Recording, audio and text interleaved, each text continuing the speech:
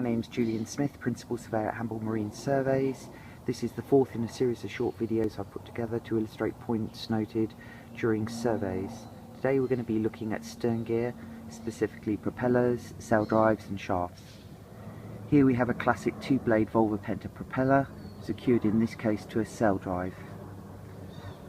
So to go through the different parts, we've obviously got the folding propellers themselves, which obviously will be checking for damage to their tips and the actual folding mechanism.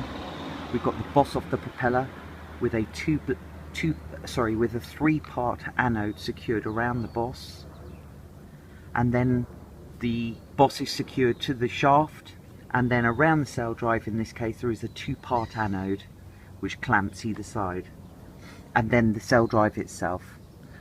On this particular boat, this is a J boat, so it has no rubber gaiter around the top, it's just a straight through.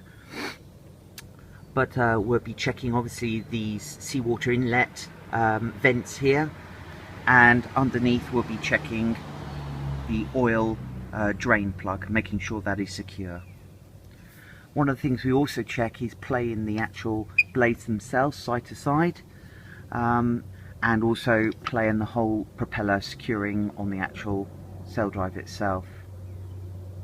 One of the other things we always check is to see any evidence of what we call dezincification.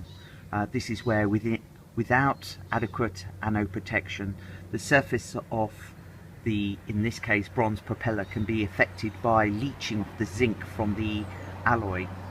This can result in a pink colour appearing, which is a precursor to slightly more serious corrosion and pitting. You can see quite clearly on this propeller a pink colour appearing, so it suggests to me at some point in the past this particular propeller has had inadequate anode protection. This is a more traditional arrangement for the stern gear. So in this particular case we've got a two-blade folding propeller secured to the shaft, which passes via a P-bracket and a cutlass bearing, and then the shaft passes actually into the hull through a stern seal. Things we're checking on here is obviously the condition of the shaft itself, so we're rotating the propeller and checking to see if the shaft is oscillating, so suggesting that it could be warped. We're checking the P-bracket itself here to make sure it's secure, and then we're checking the cutlass bearing. And in this case we're going to move the shaft, and you can see quite clearly there that there is excess movement in the shaft, and in fact if you look very closely you can actually see that part of the cutlass bearing at the top is actually missing, so this cutlass bearing very much needs replacing. If we look at the propeller itself, you can see there's quite a lot of pitting over the surface, and even though someone's done a grand job of polishing this propeller up, it's actually suffered at some point in its past with quite significant corrosion on the surface there where it's become pitted.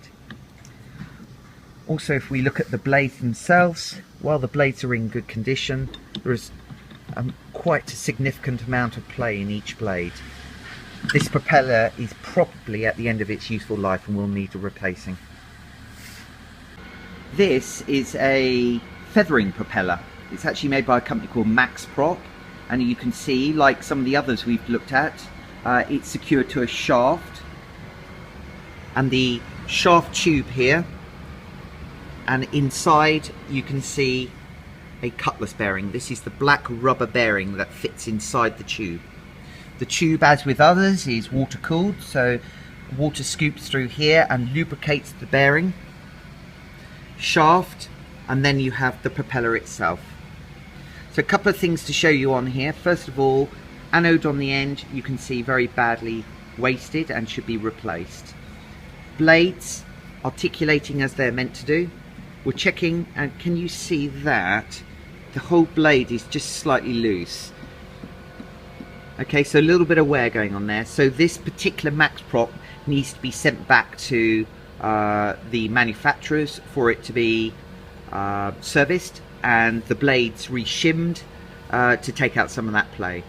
The other thing worth noting here is if I grab hold of the end of the propeller and lift, can you see the whole shaft is moving? I don't know whether that's clear there. There's quite a lot of play in the cutlass bearing, and as a consequence that can put load and wear on the coupling, the actual shaft coupling itself.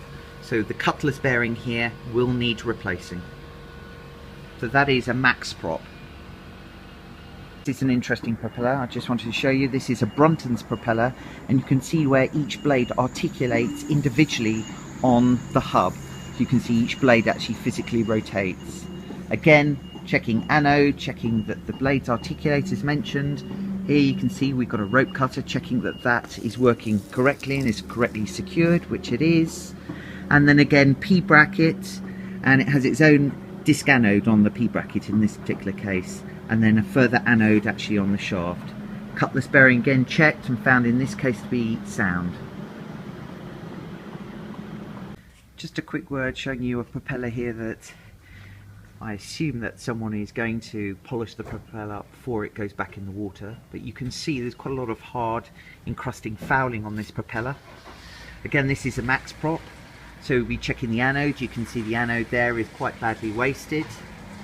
And then we're also checking the blades. These articulate fine, checking for wear in the individual blades. Disc rope cutter, P bracket, cutlass bearing. Again, we can see quite a bit of play, so the cutlass bearing is probably due replacement very shortly.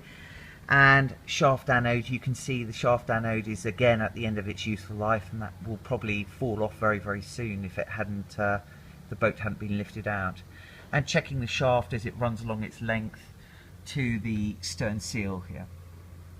So you can see here this shaft, and clearly the P bracket, and the propeller itself desperately need cleaning and polishing in this particular case.